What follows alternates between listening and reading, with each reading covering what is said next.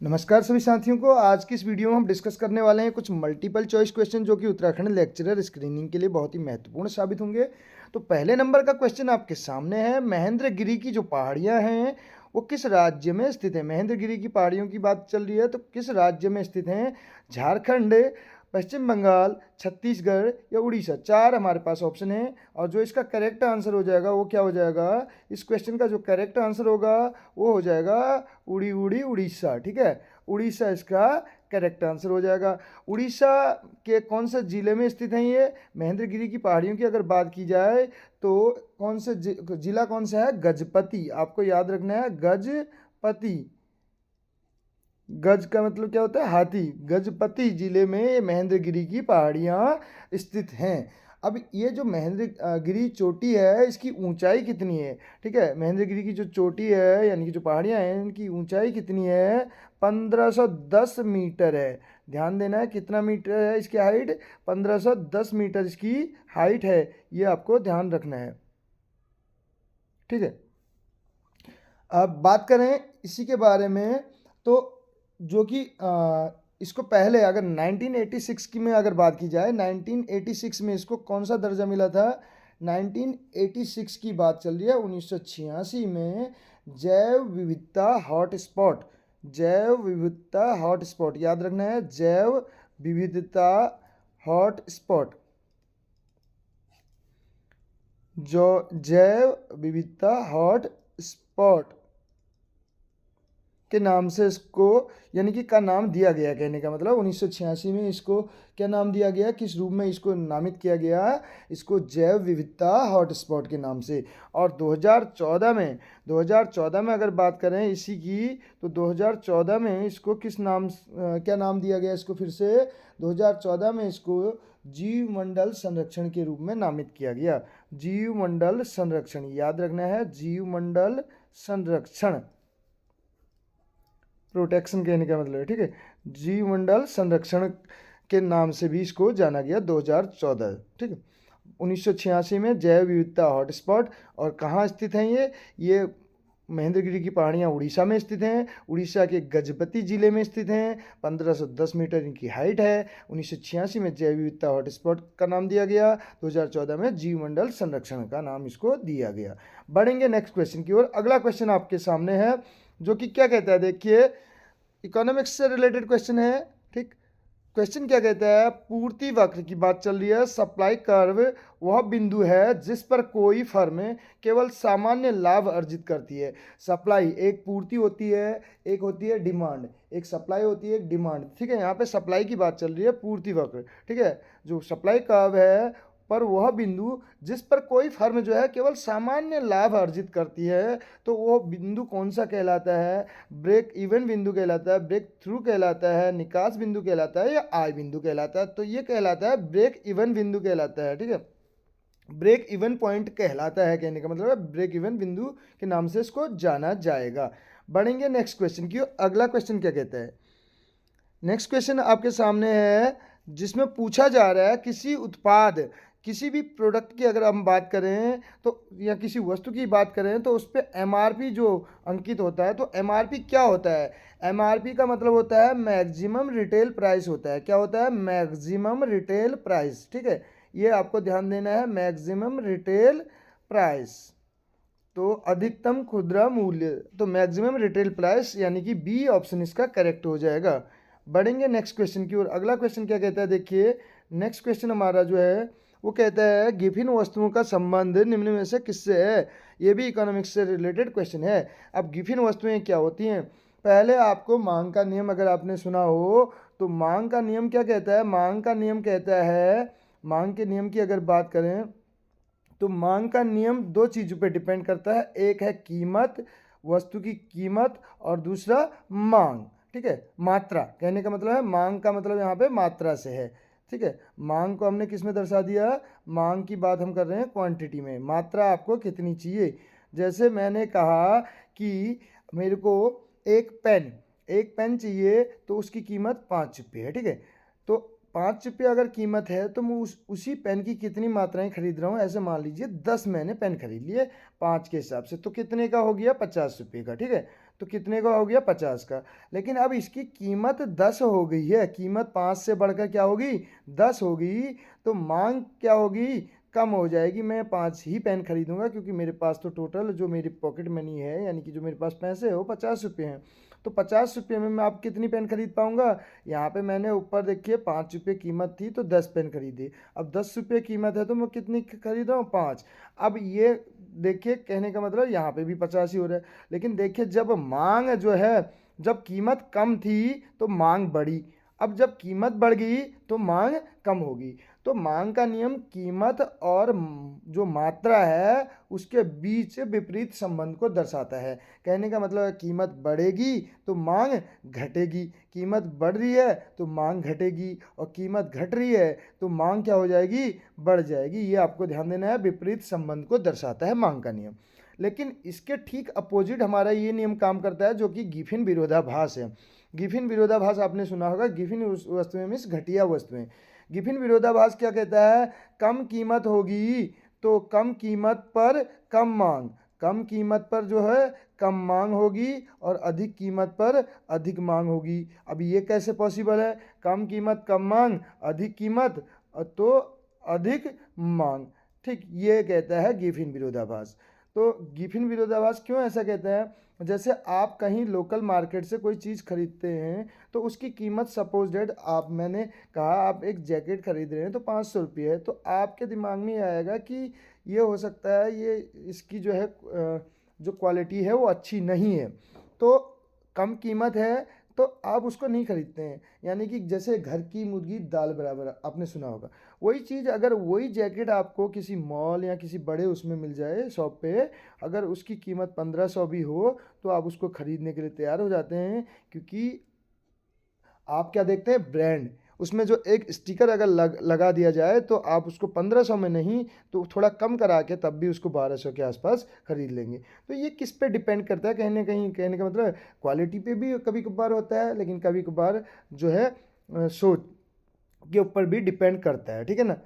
तो ये जो है कम कीमत पर कम मांग, अधिक कीमत पर अधिक मांग, ये गिफिन विरोधाभास बताता है। तो इन वस्तुओं का संबंध जो है किससे है पूछा जा रहा है, तो इसमें अगर हम बात करें तो गिफिन वस्तुओं का जो आय प्रभाव है, कहने का मतलब वो ऋणात्मक ऋणात्मक होगा। तो देखिए ये क्या कह रहा है, देखिए बी ऑप्शन इसका करेक्ट हो जाएगा। आय प्रभाव जो है प्रतिस्थापन प्रभाव से अधिक मजबूत होता है। जो आय प्रभाव है, आय का जो प्रभाव है वो प्रतिस्थापन प्रभाव से जो है अधिक मजबूत होता है, ये इसका करेक्ट आंसर हो जाएगा बी। नेक्स्ट क्वेश्चन की बात करें तो अगला क्वेश्चन क्या है, देखिए प्राथमिक उपभोक्ता, प्राथमिक उपभोक्ता कौन है। तो प्राथमिक उपभोक्ता स्कैवेंजर यानी कि जिसमें गिद्ध वगैरह आते हैं, ठीक है, जो मुर्दाखोर यानी कि जो सड़े गले उनका करते हैं, डेड बॉडीज को जो है खाने का काम करते हैं। जैसे आपने देखा होगा जिसमें गिद्ध का एग्जाम्पल मैंने दिया, सेफ्रोफाइट देखा है मृतजीवी मांसाहारी जिसको कार्निवोरस बोला जाता है, ठीक है, और ये हार्बीवोरस, ठीक, हार्बीवोरस जिसको बोलते हैं शाकाहारी।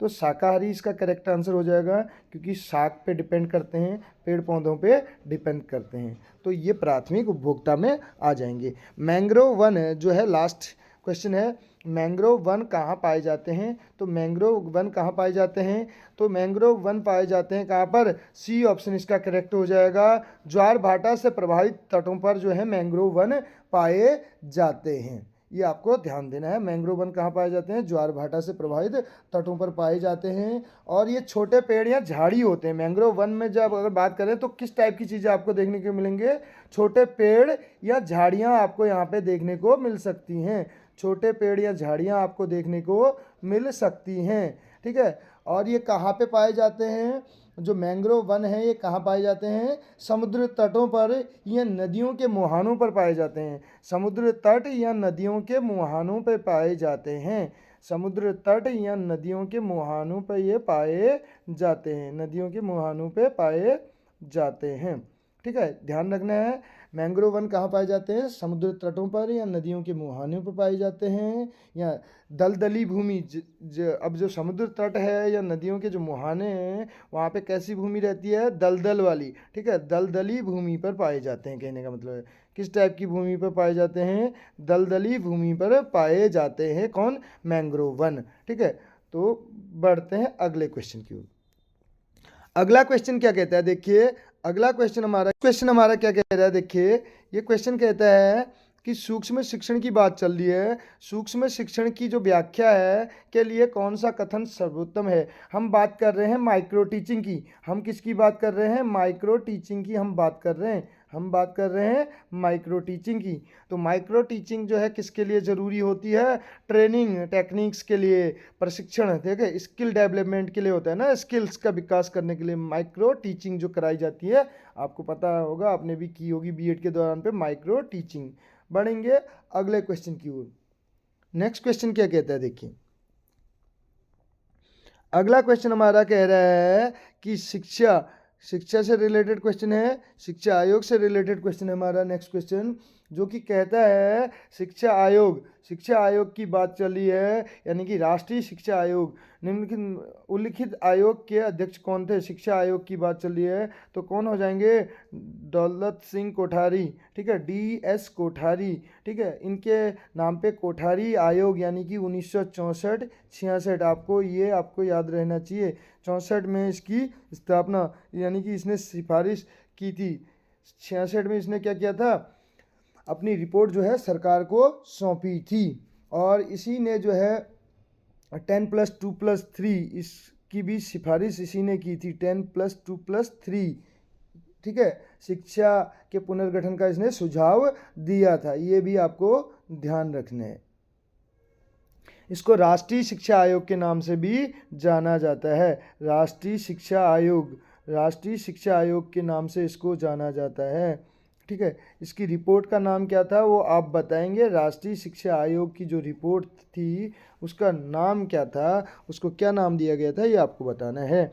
बढ़ेंगे अगले क्वेश्चन की ओर। अब देखिए इसमें अन्य ऑप्शंस भी हमारे पास हैं। सैम पित्रोदा ज्ञान आयोग जो आया था 2005 में, उसके अध्यक्ष थे DS कोठारी जी, के बारे में हम बता चुके हैं। लक्ष्मण स्वामी मुदालियर, यानी कि मुदालियर आयोग 1952 माध्यमिक शिक्षा आयोग के नाम से भी जिसको जाना जाता है। सर्वपल्ली राधाकृष्णन जी के बारे में कौन नहीं जानता है, ठीक है। तो इनके नाम पे भी एक आयोग आया था 1948 में, जिसको विश्वविद्यालय शिक्षा आयोग के नाम से भी जाना जाता है। अगला क्वेश्चन आपके सामने है, निम्नलिखित में से किस आयोग ने सबसे पहले प्राथमिक शिक्षा के विकेंद्रीकरण किया था। प्राथमिक शिक्षा का विकेंद्रीकरण किसने किया था, हंटर ने, सैडलर ने, मुदालियर ने या कोठारी ने। देखिए इन सारे आयोगों के बारे में आपको पता होगा। ये 1882 में है, ठीक है। ये आयोग कब आया था, 1882 में। यही जो है इसका करेक्ट आंसर भी है।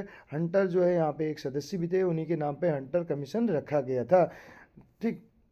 बात करें, इसी को भारतीय शिक्षा आयोग के नाम से भी जाना जाता है। किस नाम से जाना जाता है, भारतीय शिक्षा आयोग, ठीक है। भारतीय शिक्षा आयोग के नाम से भी इसको जाना जाता है। भारतीय शिक्षा आयोग बोल रहा हूँ मैं, ध्यान दीजिएगा, ठीक। और बात करें सैडलर जो है 1917 में, सैडलर कब आया था, सैडलर कमीशन 1917 में आया था, ठीक है। कोठारी आपको पता है 64 से 66, ये हमने लिख दिया यहाँ पे, ठीक है। और मुदालियर की बात की तो 1952, ठीक। बढ़ेंगे नेक्स्ट क्वेश्चन की ओर। राष्ट्रीय ज्ञान आयोग के अध्यक्ष हैं, तो राष्ट्रीय ज्ञान आयोग के अध्यक्ष कौन हैं, नेशनल नॉलेज कमीशन, इसको शॉर्ट में बोला जाता है NKC, नेशनल नॉलेज कमीशन के अध्यक्ष कौन थे, सैम पित्रोदा थे। और इसका गठन जो है, इसकी स्थापना कब हुई थी राष्ट्रीय ज्ञान आयोग की, 13 जून 2005 में इसकी स्थापना हुई थी। इस पे ऑलरेडी हम वीडियो बना चुके हैं जब उत्तराखंड LT का सिलेबस कवर कर रहे थे, तो आप उन वीडियोज़ को भी वॉच कर सकते हैं। लास्ट क्वेश्चन हमारा है, जो धौलावीरा है वो किस राज्य में स्थित है, गुजरात, झारखंड, राजस्थान या छत्तीसगढ़। तो ये स्थित है गुजरात में। कहाँ स्थित है, धौलावीरा जो है गुजरात में स्थित है, गुजरात के कच्छ जिला कौन सा है, कच्छ करके, ठीक है।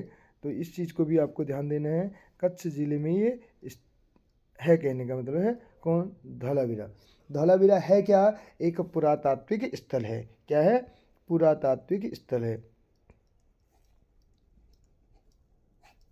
पुरातात्विक स्थल ये है। और कच्छ जिले के भचाऊ तालुका में स्थित है, भचाऊ तालुका।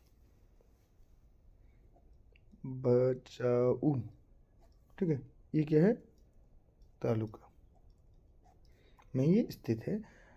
तो मिलते हैं अगली वीडियो में, आज की वीडियो में इतना ही। Thank you so much.